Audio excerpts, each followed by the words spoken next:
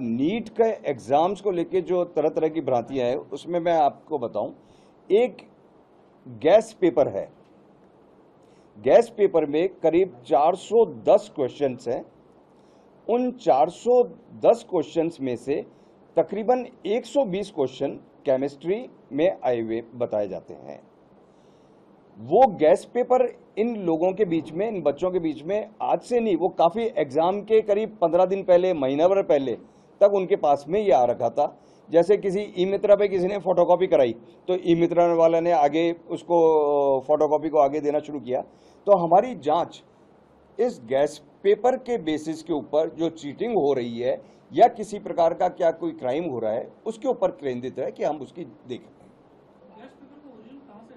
वो उसी में हम लोग प्रोसेस में लगे हुए हैं। इस संदर्भ में कोई गिरफ्तारी हुई है क्या? नहीं, अभी तक कोई किसी प्रकार की हमने गिरफ्तारी नहीं।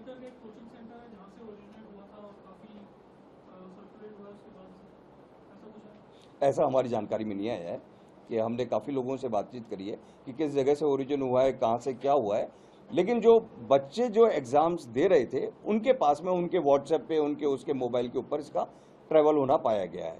तो उनके बेसिस के ऊपर हम लोग कड़ी से कड़ी बढ़ाते हुए, इट्स ए लेबोरियस और पेनफुल प्रोसेस, तो हम सभी लोग उस अधिकारी उसमें इन्वॉल्व थे सर।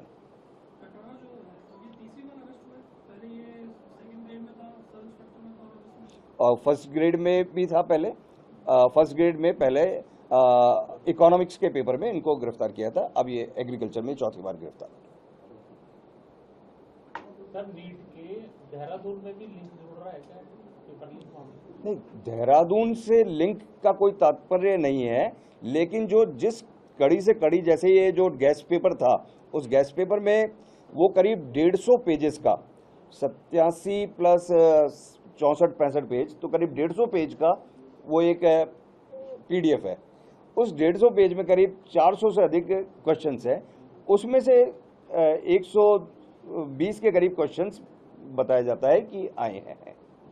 वो क्वेश्चंस कहाँ से कहाँ पे है, कौन सा किधर है, तो एक एक चीज को चेक करना।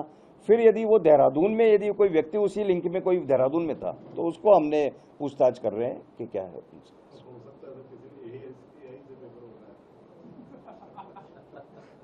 हाँ, लेकिन मेन चीज की यदि इससे बच्चों के साथ में चीटिंग भी हो रही है तो उसको भी चेक करना है, ताकि भविष्य में इस प्रकार से बच्चों के साथ में कोई चीटिंग नहीं हो सके। और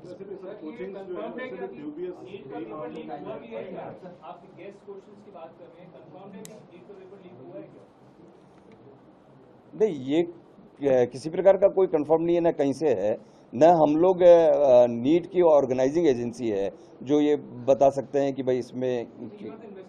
we are the investigating agency and we are investigating on the basis of this gas paper, जिसमें करीब जो ये ओपन डोमेन में अवेलेबल है ये गैस पेपर।